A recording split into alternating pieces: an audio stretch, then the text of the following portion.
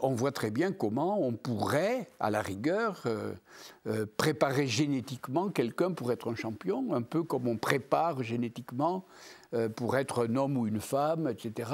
Je fais de la science-fiction ici, bien entendu, mais on ne voit pas pourquoi à un certain moment cela ne serait pas possible, ou alors d'avoir des genoux en argent, ou d'avoir des hanches en matière plastique, etc., augmenter de 3 coudées sa taille, etc., ou de la même façon qu'on agit sur les muscles, pourquoi à un moment on n'agirait pas sur le squelette, sur la circulation du sang, etc. Et toute la question là, de la limite, va être résolue, à mon avis, demain, par une sorte d'équilibration entre ce que nous disons maintenant et ce que nous avons dit tout à l'heure.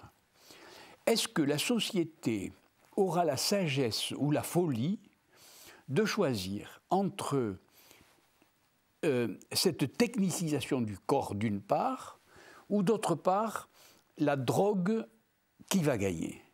C'est-à-dire, si on est emporté, comme par un tsunami, par l'intoxication de la question qui va gagner, alors nous irons tout à fait au bout dans la question de la limite.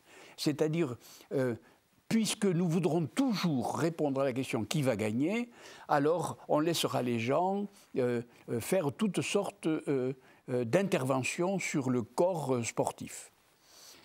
Si au contraire, on est un peu apaisé sur la question qui va gagner, alors on peut imaginer un sport tout autre où il n'y ait plus la confrontation, où il n'y ait plus la question qui va gagner, etc. Mais ce sport-là, il existe déjà, puisque quand même un très grand nombre parmi nous pratiquons, puisque j'en suis, je le mets aux premières personnes du pluriel, pratiquons des sports sans aucun souci de performance, de confrontation, de gain ou de perte, de victoire ou de défaite.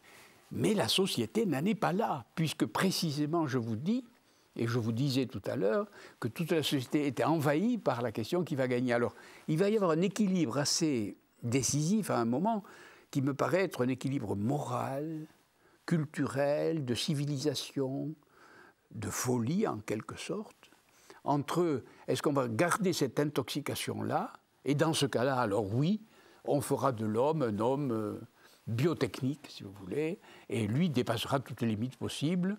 Ça dépendra évidemment de l'intelligence du généticien, du chirurgien, bref, de celui qui implantera les outils dans le corps. Comme si ce que j'appelais autrefois l'exodarwinisme, c'est-à-dire les techniques qui sont sorties du corps, allaient tout d'un coup y rentrer. Le corps perd. Oui, c'est ça. Et alors maintenant, le corps va gagner ce qu'il a perdu. Vous voyez, et pourquoi pas?